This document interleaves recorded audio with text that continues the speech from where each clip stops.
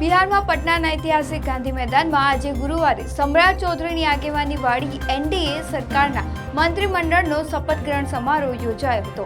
આ શપથ ગ્રહણ સમારોહમાં વડાપ્રધાન નરેન્દ્ર મોદી, કેન્દ્રીય ગૃહમંત્રી અમિત શાહ સહિતના દિગ્ગજ નેતાઓ હાજર રહ્યા હતા।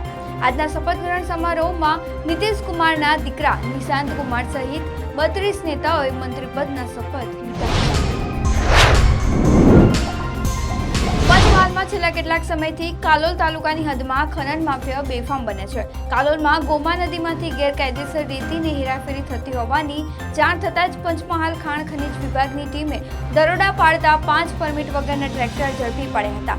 આ દરમિયાન ખનીજ માફિયાઓ અને ટ્રેક્ટર માલિકોએ ભેગા મળીને ખનીજ વિભાગના કર્મચારીઓ પર પાવડા અને પથ્થર વડે હુમલો કરી દીધો। ગિરિમથક સાપુતારામાં વરસાદી માહોલ છવાયો છે। સાપુતારા સહિત તળેટી વિસ્તાર, માલેગાંવ, સામગાહાનમાં ક્યાંક ધોધમાર તો ક્યાંક છૂટોછવાયો વરસાદ વરસ્યો છે। ભર ઉનાળે વરસાદ પડતા ધરતીપુત્રોમાં ચિંતાનો માહોલ છવાયો છે, તો બીજી બાજુ સાપુતારા ફરવા આવેલા સહેલાણીઓમાં ખુશીનો માહોલ છવાયો છે। હવામાન વિભાગે ગુજરાતના અનેક વિસ્તારોમાં પણ વરસાદ પડવાની આગાહી કરી છે। બિહારમાં પટનાના ગાંધી મેદાનમાં મુખ્યમંત્રી સમ્રાટ ચૌધરીના મંત્રીમંડળનું વિસ્તરણ કરવામાં આવ્યું। આ શપથ ગ્રહણ સમારોહનું સૌથી મોટું આકર્ષણ પૂર્વ મુખ્યમંત્રી નીતિશ કુમારના પુત્ર નિશાંત કુમાર રહ્યા હતા। નિશાંત કુમારે જેડીયુ કોટામાંથી મંત્રી તરીકે શપથ લીધા છે। શપથ ગ્રહણ પહેલા તેમણે મંચ પર પોતાના પિતા નીતિશ કુમારના ચરણ સ્પર્શ કરીને આશીર્વાદ લીધા। ગુજરાતના બહુચર્ચિત સોહરાબુદ્દીન શેખ એન્કાઉન્ટર કેસ મામલે બોમ્બે હાઈકોર્ટે વિશેષ અદાલતનો ચુકાદો યથાવત રાખ્યો છે। હાઈકોર્ટે 21 પોલીસકર્મીઓ સહિત કુલ 22 આરોપીઓને નિર્દોષ જાહેર કરવાનો નિર્ણય યથાવત રાખતા અરજીઓ ફગાવી દીધી છે।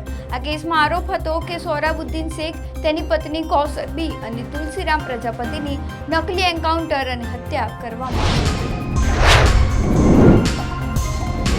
હવામાન શાસ્ત્રી અંબાલાલ પટેલે આગામી દિવસોમાં ગરમી અને વરસાદ અંગે મહત્વની આગાહી કરી છે।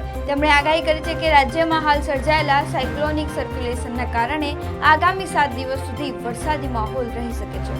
ખાસ કરીને ઉત્તર ગુજરાત અને સૌરાષ્ટ્રના વિસ્તારોમાં વરસાદ પડવાની સંભાવના છે। ગુજરાતના પંચમહાલ, દાહોદ અને મહીસાગરમાં હળવો વરસાદ પડી શકે છે, તો અમદાવાદમાં પણ વાદળછાયું વાતાવરણ સર્જાઈ શકે છે। ભગવંત માનના ઓએસટી રાજવીર હુમનના ઘરે ઈડીએ દરોડા પાડ્યા છે। પંજાબના એસએસ નગર અને ચંદીગઢ સ્થિત 3 સ્થળો ઉપરાંત કુલ 22 જગ્યાએ મની લોન્ડરિંગ હેઠળ સર્ચ ઓપરેશન હાથ ધર્યું હતું। ખરડના એક રહેણાંક સોસાયટી વેસ્ટર્ન ટાવર્સમાં દરોડા દરમિયાન ઈડીએ 2 બેગ જપ્ત કરી હતી, જેમાં કથિત રીતે આશરે 20 લાખ રૂપિયા રોકડ જોવા મળ્યા હતા। આ બેગ ઇમારતના 9મા માળેથી નીચે ફેંકી દેવામાં આવી। પશ્ચિમ બંગાળમાં એક સનસનીખેજ ઘટના સામે આવી છે। બુધવાર રાત્રે ભાજપ નેતા શુભેન્દુ અધિકારીના પર્સનલ આસિસ્ટન્ટ એટલે કે પીએ ચંદ્રનાથ રથની ગોળી મારીને હત્યા કરવામાં આવી છે। ફોરેન્સિક તપાસના પ્રારંભિક ઇનપુટ્સ અનુસાર હુમલાખોરોએ ગ્લોક 47 પિસ્તોલનો ઉપયોગ કર્યો હતો। આવા આધુનિક હથિયારનો ઉપયોગ કોઈ સામાન્ય ગુનેગાર નથી કરતો। જે રીતે હુમલો થયો હતો તે કોઈ પ્રોફેશનલ શૂટર જ કરી શકે। તમિલનાડુ પોલીસે ગઈકાલે બુધવારે રાત્રે તમિલગમ વેટ્રી કઝગમ એટલે કે ટીવીકેના અધ્યક્ષ સી જોસેફ વિજયને આપવામાં આવેલી ચુસ્ત સુરક્ષા અને તેમનો કાફલો પાછો ખેંચી લીધો છે। સૂત્રો મુજબ વિજયને તમિલનાડુના મુખ્યમંત્રીની સમકક્ષ આપવામાં આવી રહેલી Z+ સ્તરની સુરક્ષા પ્રોટોકોલને ઘટાડીને હવે ન્યૂનતમ કરી દેવામાં આવ્યું છે। સાથેનું યુદ્ધ ટૂંક સમયમાં સમાપ્ત થવાની જાહેરાત બાદ ઈરાને હોર્મુઝ સ્ટ્રેટમાંથી પસાર થતા કોમર્શિયલ જહાજોને તકનીકી અને મેડિકલ સહાય આપવાનું આશ્વાસન આપ્યું છે। ટ્રમ્પે સોશિયલ મીડિયા પર જણાવ્યું કે ઈરાન સાથે પરમાણુ પ્રોગ્રામ અને દરિયાઈ સુરક્ષા મુદ્દે સમજૂતી કરવા માટે અમેરિકા તૈયાર છે, ત્યારે ઈરાન હવે હોર્મુઝમાં જહાજોને ઈંધણ, ખોરાક અને સ્વાસ્થ્ય સેવાઓ જેવી સુવિધાઓ પૂરી પાડશે।